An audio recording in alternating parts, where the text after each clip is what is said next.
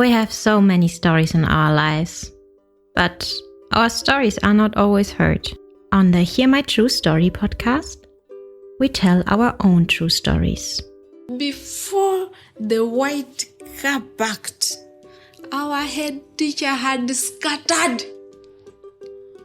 Looking at him, I could only see his tie that was flying backwards, waving at us, and he disappeared in thin air.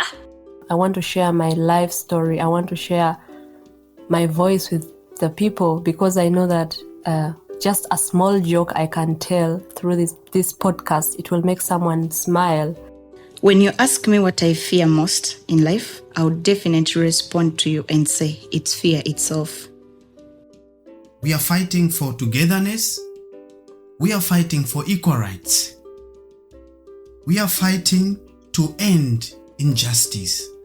You don't have to be a storyteller or writer because, guess what? Life writes the best stories. Hear my true story. Well, in Uganda, dogs are dogs. Dogs are pets which are supposed to guard people because in our culture, let's say when in the long stories, a man had his own dog and the dog was guarding his cow. The man was not hugging a dog. Rather, the dog was there to guard the man, to protect the man from the wild animals, to protect the man from everything, from thieves. So that is how the dog comes in as a pet, where people still have the dogs at their homes and they sleep outside to guard the house, to guard the family. Okay, so for me, I have grown up with dogs. They've always been like a family member. And let me tell you, in Germany, Germans, they have the problem, I think maybe not just Germany, also Europe. People have the problem that they treat dogs as human beings. So they're hugging dogs, they're sleeping with the dogs in their same bed, they are inside, so they're not just there for protecting the house or something. They're there for giving the humans love and taking care for each other, all these things. This is your favorite time of the week with your number one podcast. Hear my true story. Yeah, my dear listeners, welcome to Hear My True Story podcast.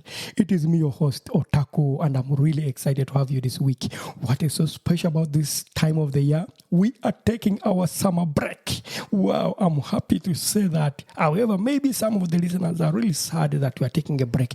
However, we are not leaving you without something. What is so special is that we are going to be sharing with you our past episodes from our past conversations. Our best conversations that we had on this podcast. For the new listeners, this will be fresh for you. However, for the old listeners, these are some of the best conversations, the best episodes that you can revisit again and re-listen to. Because you know what? There's always something new to learn about something. Therefore, guys, sit outside wherever you are in the sun. Enjoy listening to some of these wonderful conversations that we are publishing on our podcast. Wow. I'm always excited to say something. There's also something new coming up, and I hope that you enjoy it. But after our summer break, we shall be bringing you a wonderful conversation on Hear My True Story podcast. I leave it as a surprise for those who keep listening to Hear My True Story podcast. Check every week. And for those who are listening for the first time, subscribe and check every week. We shall be having for you something. After our summer break, we bring you a wonderful, wonderful series of conversations with wonderful, wonderful storytellers. Thank you for always listening to Hear My True Story podcast. With you every week. Hear my true story.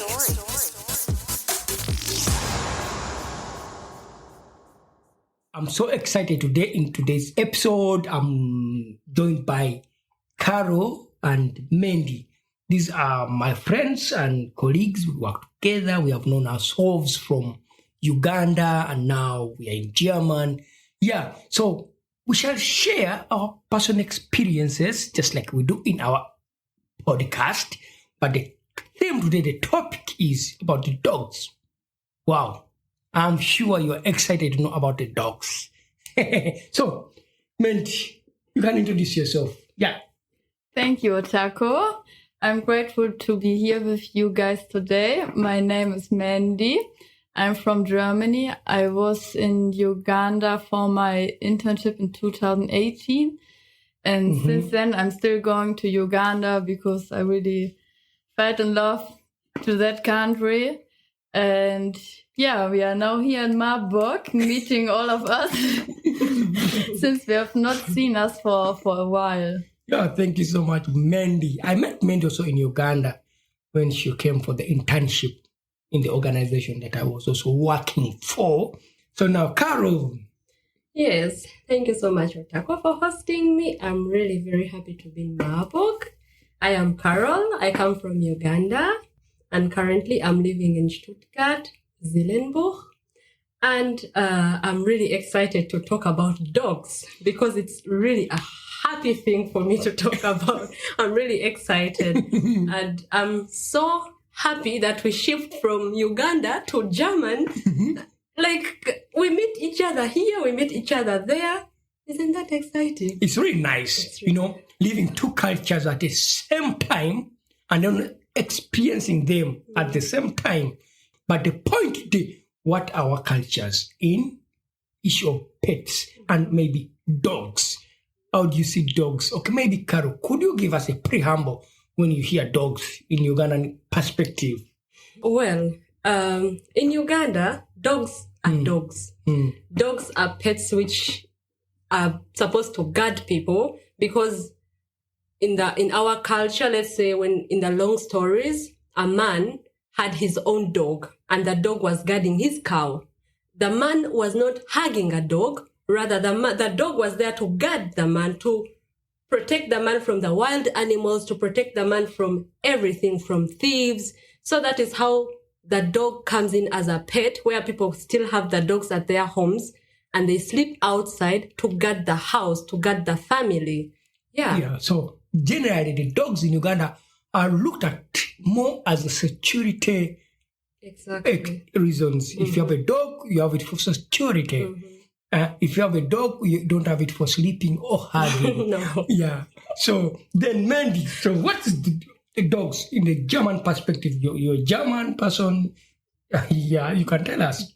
Okay, so for me, I have grown up with dogs. They have always been like a family member. And let me tell you, in Germany, Germans, they have the problem, I think maybe not just Germany, also Europe. People have the problem that they treat dogs as human beings. So they're hugging dogs, they're sleeping with the dogs in their same bed, they are inside, so they're not just there for protecting the house or something, they're there for giving the humans love and taking care for each other, all these things. In my culture, the dog also receives love when it is outside. Wow. It also receives love because they cook for it food, because someone will really buy meat for that dog. Isn't that love? I never said just that.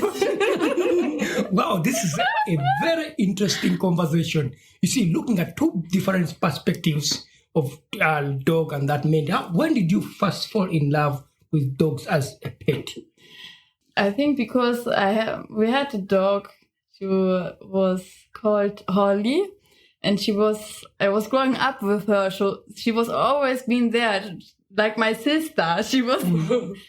I have spent time with her like for over 10 years of my life. So I couldn't imagine to live without her because she was a family member. This is how I fell in love with dogs. Okay. I got used to have always a dog around me, and it was not just a pet, it was a family member. Wow. And Carol, have you ever fallen in love with a dog as a pet, or do you have something different other than a dog to be your pet? For me, I really fell in love with a cat, which cat stole our food. We cooked food for dinner, and it was fish. cats love fish, and it stole our fish for dinner. Everyone was very angry with it. So, and we had to punish her. It was to sleep outside this night, and a dog beat her. They ate one of the side of her face, and then after she was also angry with us, with everyone, with everything, and it went off. So since then we did not have dogs. We only had rats in the house, which were not even our friends. But, it's interesting. In Europe, these people have a lot of pets. The rats, the cats. But today we are focusing on the dogs. Yeah. And can I ask Caro something? Yeah, you can ask Caro something. Because isn't it that your family is having a dog right now? Yes, that is true. My family is having a dog right now, but that dog is for security. Now our dog is called Ginger. Yeah, and he is really a very sweet dog, but it is for security. It protects the whole family from thieves. There are a lot of thieves in Uganda, so it protects them from thieves and everything. Yeah. Wow. The dog is both in our cultures, both here in German and in Uganda. But I would like to say something to Mandy. Right now you have a dog. What is the name of the dog? His name is Balu, and he is the father of Ginger. As we are conversing right now, Balu is just aside there, looking at us, talking about him. So, how come that he was named Balu? And what does that mean? Because when he was a puppy, I was always thinking, which name can I give this dog? And he was looking like a Eduko. Edobo. What is that? Edobo is a bear. A bear, okay. Yeah. So this is why I was thinking about the Jungle Book. And so I remembered there is this big bear called Balu. So I decided to call him Balu. Yeah. It's a sweet name, Balu. Wow. So how did you manage to bring Balu from Uganda to Germany? It was not easy. My friends, they were asking me for documents, for different vaccines.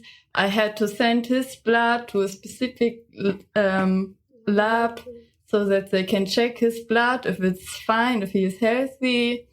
So I had to do all this bureaucratic stuff, and I had to spend a lot of money to bring him here.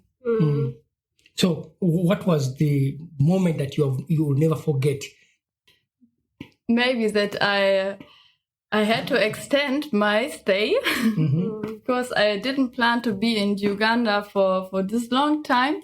So I had to extend because he was not old enough to be taken. Then the first time when we sent the blood someone helped me to send, because he was going to Germany. He was going with Balu's blood, and he was scared that someone can ask him stupid questions. But everything worked out. But at the end of the day, the blood was poured.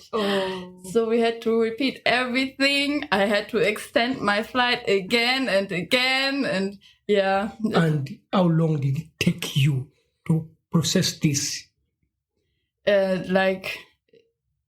In totally, it was 6 months, because he had to be 3 months old to get his vaccine. And then I had to add other 3 months to get everything done with his papers.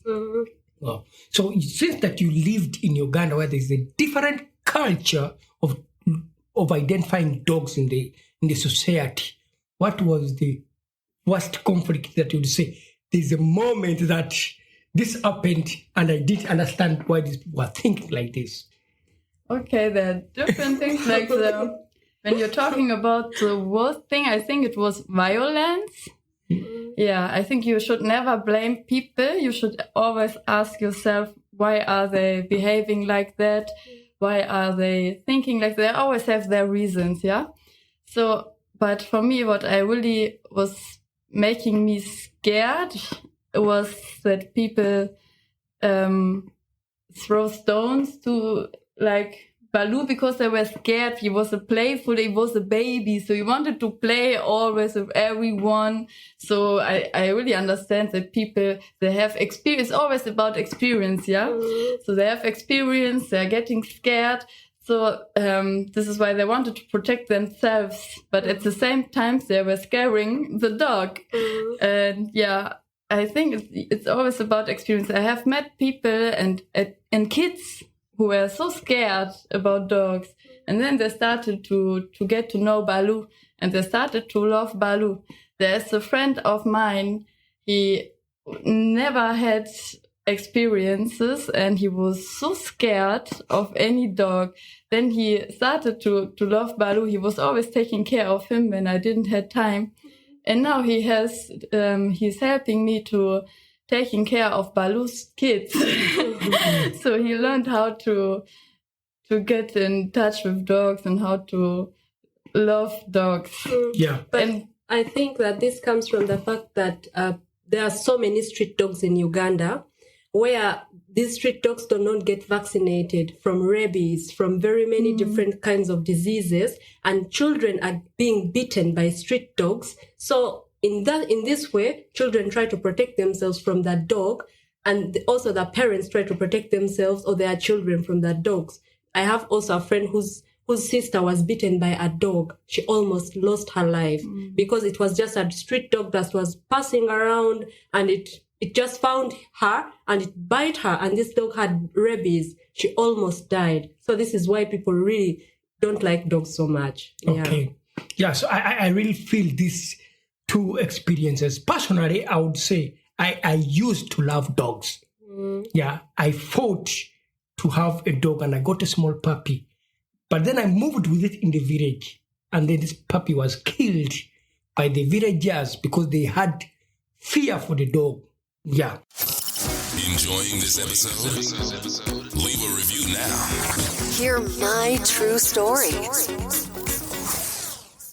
But then, Caro, have you ever experienced a dog? Are you being scared of a dog, or have you experienced where a dog made you like running away? Sincerely speaking, one time when I was in Uganda, I used to like partying a lot. I was going home. It was around 2 a.m. I had just separated from my friends, and I see a gang of dogs waiting for me in the corner. This is the only road to home. So I stand, what am I going to do? So because usually when you see a dog at home, when you touch down, they all run away because they are scared. They know they are going to be beaten. I touch down, the dogs are coming.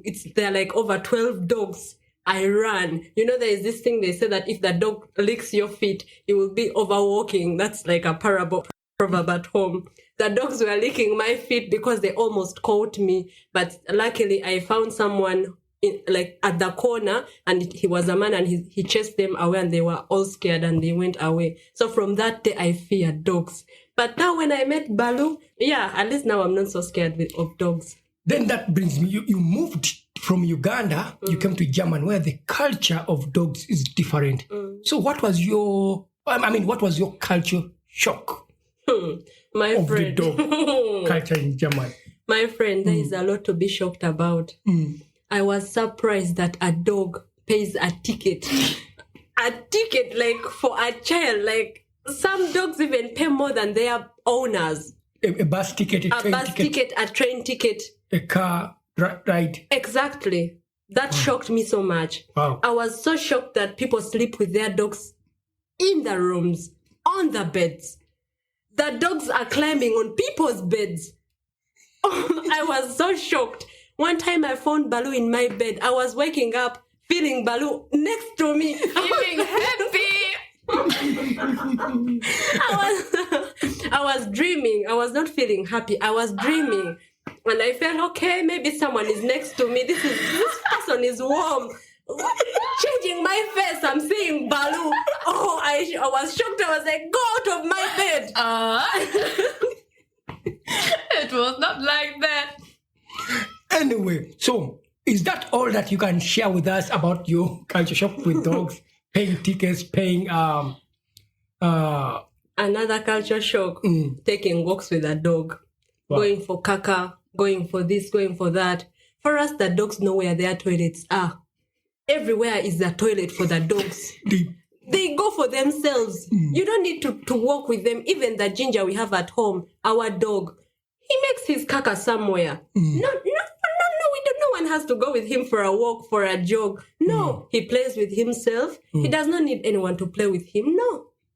Oh, wow. That is a shock. It is a shock. Also me, it was a shock. In Germany, I found all kinds of dogs. There are small ones that are like a rat, like a cat. But one thing I learned about the dog in Europe or in Germany, dogs resemble the owners. Yeah, that is true. One time I saw a guy. No, I first saw that dog. The dog has a long face. So I looked at that dog. This thing came in my mind because someone told me that dogs look like their owners. Look at the dog, you will know how their owners look like. I turned my face to look at the owner. The owner was long and tall. The face was long, like his dog. I was like, this is true from this day. Yes, dogs resemble the owners. I was also told that by Mandy, who told me one day that, yeah, dogs resemble the owners. That's true. Dogs, you have passport, like identification. They need to be identified. They pay taxes for dogs. But Mandy will give us more information about that. So, the thing is this, Mandy. Tell us, why are dogs, pets, important in the life of someone in Germany? To your own perspective, not in a professional way, because you are not a dog professional person, but you can share with us, the listeners, the people there who would like to know. People like me who come from Uganda, or maybe some people come from other parts of the world. Yeah. Yeah, I think people should not forget they're also living objects, not just dogs, like any animal. They're also living objects, and for some people, it's good to have responsibilities.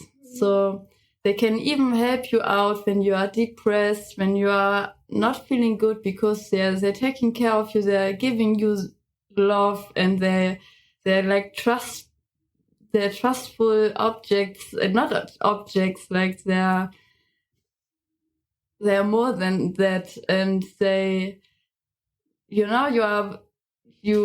force you to go out with them. You always have to be out, having walks, having fresh air, so things that are good for you, but maybe sometimes you can't motivate yourself to do those things. So you have something that treats you they treat you to treat you in a better way, like that yourself can treat yourself. Yes, so I understand it this way, that if you look at the reverse psychology, yeah, dogs are actually health pets for people. We look at this every day, early in the morning, someone has to wake up, take the dog outside for a walk, which is very easy in Europe, in Germany, when it's so cold. Someone can decide to stay inside. I think that's really, dogs become the masters of German people. Not so. Yeah, but of course there are also people who are just selfish. They just see, like, people are coming to me saying, oh, your dog is so beautiful. Where can I buy a dog like that? And I'm thinking, oh my God, he is not like something like a clothes that you can buy at a market. So some people, they just want, I don't know, they're selfish. I even don't know what is the goal to have a dog when you don't want the character of the dog. It's just important for you how they look like, and I even don't know what's the goal. Like, why are people doing this? I don't get it. So did you buy Baloo, or you? No, for me, I found Baloo when he was really small. He was even, I think, too small to be separated from the mother. So a friend asked me if I can help him to support Baloo. Then I started to take care of him, and yeah. And then a friend realized that he can't be a better father or mother, and said, you can take Baloo. Yes. Are dogs so expensive to buy in Germany? And what are the requirements to have a dog in Germany? If Carol wants to have one. I think it depends, because there are private persons who are selling dogs, and there are also this people who are doing it as their job. And for this, I think sometimes you need, it depends also on the dog. When there are these dogs who need more trainings, I think there's even, you have to do like a training pass, a training course that allows you to have a dog like that. I heard that also there are dogs that if they fail their Ausbildung, they cannot do the jobs they're supposed to do. Like here, I've seen in Marburg, a city where there are so many people with visual challenges. They cannot see well, and they need a dog that can lead them in their daily life. So dogs do the house building, and if they can't pass, then they will not be there to support the people with visual challenges, people who cannot see. Yeah, Carol, you had something to say. Yeah, I was really amused by that dogs can be trained to help people with visual challenges. Because if I look at a dog in this point of view, because they are really so helpful. They can be so helpful that someone is independent. Yeah, even if they have help of a dog, they can still go to work, because then the dog is trained where the street is, when the person can cross, when the person can do everything that they are supposed to do. That is so amazing. But also, how do they really maintain it? Because dogs are really playful. If it sees someone throwing a stick or a ball flying, I believe that dogs want to catch it because they want to play. Usually the dogs are still young. They are not going to get an old dog with 13 or 14 years to be of help for someone. How do they make it, and how do they maintain that? Do you have any idea about that? No, I can just tell you that I don't like those things at all, because of course they're helpful, but I believe that they're also, that we are now in 2021, maybe in 2022, when you are listening to this podcast, and there are other things that can be helpful for people. And you don't have to use living objects just for yourself, because of course dogs, they want to do those things, but they're just training the dogs for their own benefits. So what's the benefit from the dog then? He just lives for you. He doesn't have his own life. But the question is, a dog is supporting someone with a visual challenge. So the dog is the eye of that person. You understand? Isn't that beautiful and nice? Yeah, of course. It looks beautiful and nice, but when you try to think like as a dog, is that a nice life just to be there for your human being? You cannot go to this stick to grab it, because you're supposed to be there at your human being all the time. Okay, I understand your point. Like, you need your freedom. So that means I think more dogs in Germany don't have freedom. Yeah. What do you say about that, Mandy? I think so too. Even for Balu, when we came to Germany, of course, he didn't have that freedom that he has in Uganda, because there he was like, how Carol said, he was able to do his caca everywhere he wanted. He was going everywhere where he wanted. Sometimes I met him somewhere. Just in the night he came into the house. And now in Germany he's staying with me in a flat. We don't have a garden. He just have to come out. He's just allowed to go out when I decide, okay, we're having a walk now.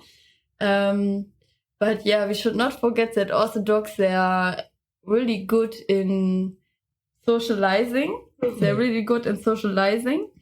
And I think Balu is still happy. He's happy. Sometimes their dogs, they really they make themselves dependent on human beings. But it's also the task of human beings to try to avoid that they're not too much dependent, because then they even can't be happy when you're going to work. They're crying all the time. Yes. So you have always to have the balance. The balance. Oh, wow. Yeah. Make sure to leave a review. This makes our day and fuels future episodes. Hear my true story. Mandy, you talked about dogs being happy. How can you tell that that dog is happy, and how can you tell that the dog is not happy? Because it's something that cannot, it's someone, I don't even know if it is someone, but it is someone that cannot talk or say, oh, I am tired, oh, I am hungry. How will you determine that I am happy, I am not happy? How? My dear, they are talking, not in your language, but they are talking. Okay, tell me about that language. So for dogs, you can really see it, like how they're behaving. You can see it from their body language. Some dogs, they are crying, and they can get depressed. They can also have depressions. And this is when they don't want to play, when they just want to sleep, when they don't come to you. You know, you see Baloo, he always comes, he wants to play, he's trying to get attention, he's jumping and running, but there are also times when he's not feeling well, when he's just sleeping. When he just sleeps, yeah. Okay, wow, that's interesting. It's really good to share such experiences. So you had Baloo in Uganda. What was the funny moment when you were trying to move with the Baloo in Uganda? Is there a moment that you feel like there's a day or there's this time when I was with Baloo, this dog in Uganda, and people looked at me like I am maybe not a human being? There were a lot of those moments. Oh my God. You know, for me, I'm always moving around. I'm going to this place, I'm going to this place. And I didn't have an own car in Uganda. So I was always using a taxi, a matatu. Yeah. So a matatu is more of like a public taxi, like you'd say mini buses that take people around the city, move from one point of the city to another point, or move from one point of Uganda to another point of Uganda. So that's a matatu. Please just continue. I wanted to clear that. Thank you, Otako, for me. And when I had Baloo, I was moving with Baloo in a matatu. So I was standing there on Entebbe Road waiting for a taxi to take me. People, they looked at me, they started to laugh. People, they knew me about that. They were asking me, are you not the Muzungu with the dog who was always there at Entebbe Road? Him with Bodas, with the motorcycle. I went with Baloo, carrying him. What else? We were downtown in Kampala, where you rarely see white people, but they saw me with a dog. And there were other moments, like people started to get to know, okay, this person, she really likes dog and is taking care of dogs. So they started to throw their dogs in our compound. Then also the dogs, they saw me, I don't know. There were days when I was walking with Baloo, and I walked, I looked behind me, and from, it was not just Baloo behind me, there were other 10 dogs following me. So I had my own gang, and people started to quarrel with me because they said, hey, you're taking all the dogs to our place, but they were just following me. So is there a moment that you sat in a matatu with Baloo, a dog, and people were like, did they allow you to enter the matatu, a public transport, with the dog? Not always. So I had to wait for longer time. I knew that, okay, when I would travel with Baloo, I have to start my trip earlier because not all of them could allow me. But there were sometimes they're asking me for more money. But there were always someone who was stopping and taking me with Baloo, but he was still a puppy. It was getting more difficult when he was growing. Okay, wow. So that's interesting. Of course, yeah, in Europe, people move with their dogs in the trains, in the buses, and everywhere they move with their dogs, and that's also something different from Uganda. That's what I would say. So, Mandy, I would like to close this story What would you like to say to someone that wants to get a dog from Uganda? What should they prepare themselves for? They should know the process, because if you are not prepared and you don't have all your documents, your dog will get problems. And I think you should always avoid that. And you should not just be selfish to have a dog for yourself, to get your care, to get your love, your security. You should always not forget that this is also a living object that needs that has his own will. Okay, so good. What did you learn about Uganda's culture with dogs? Is there anything that you learned that you'd like to see that if it was in Germany, it would be good? Yeah, I think we need the balance. Like Caro said, in Uganda, it's more the dog is not supposed to enter the house and to be there for security. For me, I think it's not a problem to have the dog inside, but still, what I see from the Germans, sometimes they treat dogs as humans, and this is at the end also not good for the dogs. So we have to balance. Okay, good. And Caro, do you have something that you learned from German culture with dogs that you would like to maybe Ugandans can also try to adopt so that they are? Yeah, for me, I think that if the dog is not yours, do not touch. Because if you touch someone's dog, let's say a dog comes sniffing on you and then you touch it, some people are very angry about that. So you should really take care. Only if the owner says yes, then you can touch their dog. Yeah, because for them, the dogs are really, really very important. Like Mandy said, that maybe they are part of their families or they take them as children. So it is the same way how someone will not want you to touch their kids. So please don't touch people's dogs. Yeah, I think I love that kind of culture. Not touching someone's dog is their own dog. Yeah. So before I said that we have so many dogs in Uganda that are on the street, and one time I had a conversation with Mandy, and she would really like to start like a shelter for dogs in Uganda to have them, live a better life where there is space and freedom and care and love. So Mandy, would you like to tell us more about that vision of yours? Yeah, I mean, this is a dream from my side. And I was never thinking about that. But then when I was in Uganda, I had a lot of puppies around me, like a lot. And I realized I really would like to take care of all of them. But I was not able to do that. And in Kampala, there's one shelter. They really are doing a great job, but there are still so many street dogs. So it's not enough, and there are so many things where you can support and where you can help, but often it's like that people forget the animals. So this is why I have the dream to support the dogs and having my own dog shelter one day. Yeah, so we in this podcast, as we say, we create platform for people to share their own dreams and also using their real life experiences that they have gone through life. And I think in this episode, I put Mandy's contact and information in this podcast. You'll see it. And then you can definitely, if you're really interested in seeing dogs saved in Uganda, you get in touch with Mandy. I'll put the contact there, the email address, and information where you can reach her. And also you can use our email of the podcast, and then you can also reach Mandy with that.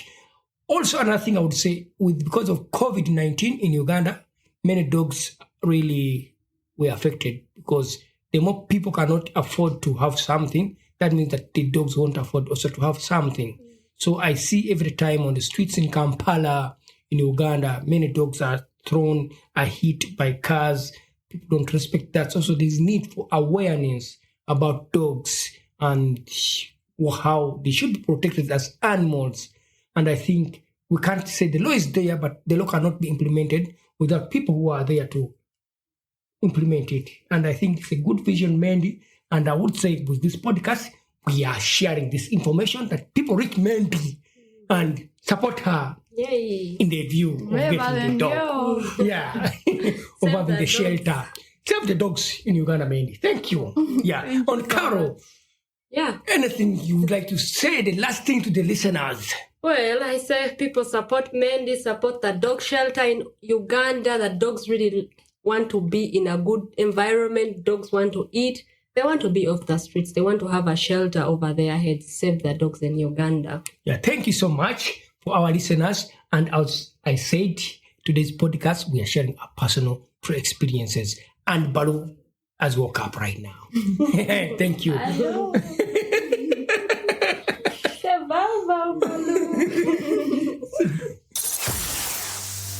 We not only have voices for a podcast, but also faces for YouTube.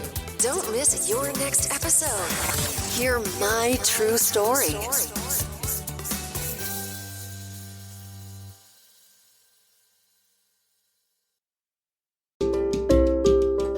Thank you for listening to our podcast, Music by Edwin Matovo, hosted and produced by Otako. Subscribe to our podcast for more stories and visit us on our website, hearmytruestory.com, for more stories. All the links are listed in the show notes of this podcast.